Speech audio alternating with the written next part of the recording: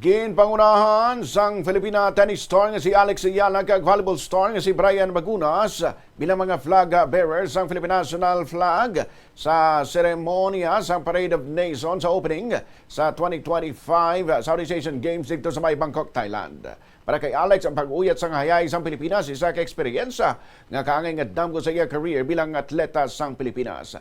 Nabalawang nga ginpangunahan ng Eala kag Bagunas ang 200 tanan nga kamay sang Philippine contingent sa parade sa Rajabangala National Stadium. Samtang ginpakigbahin naman sa kamay ni Alex nga si Eala ang katumanan sa handom nga makita ng bata nga nagadala sang hayahay sang Pilipinas sa isa ka international competition. Ginpaigman sang Philippine tennis team nga presensya ni Eala sa SEA Games nakahatag dugang inspirasyon kag moral sa team nga nagpasakop sa nasabit nga kompetisyon. Samtang tumanaman ang kalipay, isang duwa kamay Ilonggo nga nangin kabahin sila sa national team nga nakahimo sa maragtas matapos nakasulod ang Pilipinas sa semifinals sang men's football tournament sa Southeast Asian Games sa labing unang tion sa sulod sang 34 katuig. Ini mo sanday Selwyn Nicos Mamon tumandok sang Haniwa Iloilo kag si Jaime Rosquillo nga tumandok naman sang Barotac Nuevo. Gilutos ang Pilipinas ang defending champion nga Indonesia 1-0. Rason kung nga nakaabante ni sa Final Four sa labing unang ation halin sang 1991. Sunod kay Mamo, nag-umpisa sila sa paghana sa training camp sang Nobyembre 25. Ginbutanggit sila paminsaron nga mag-focus, magpamati sa tactics sa ila coach kag maghatag sang atensyon sa kada hampang.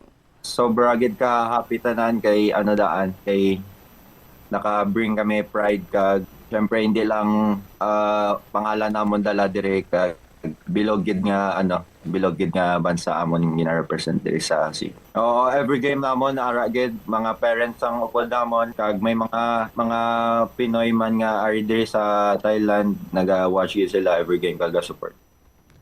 Nabarian si Selwyn Nicos Mamon. Sabay naman ni Jaime Rosquillo nga nakahampang madanay sa SEA Games sa Vietnam sa 2021. Ginpahig sila nga importante nga bahin sa ilang kadalagan ng komunikasyon sa isa kag pagsunod sa coach. Lunsay man nagpasalamat ang duwa ka players sa ila tag sa kapamilya, mga abyan, taga-suporta, kag sa ila mga coaches sa Iloilo nga mong naghana sa ila tugtog nga nakalabot sila sa international stage sa gunit tiglawas ang Pilipinas. Ginapaminsa ko kanya magnami ang ampang namon kag mag-communicate gid kami sa isa kag mamati sa coach. Before kami magkuha kay ga-pray kami kag wala gid kami nag-expect nga amo to ya resulta namon. Wala gid kami gawna-una nga magdaog kami. Sa amon lang sa isip namon bahala na kung madaog na or madraw. Basta amo to ang resulta na daog kami 1-0. Nabarihan sa Jaime Rosquillo ang nagabugos sa national football team sang Pilipinas sa Southeast Asian Games sa Thailand.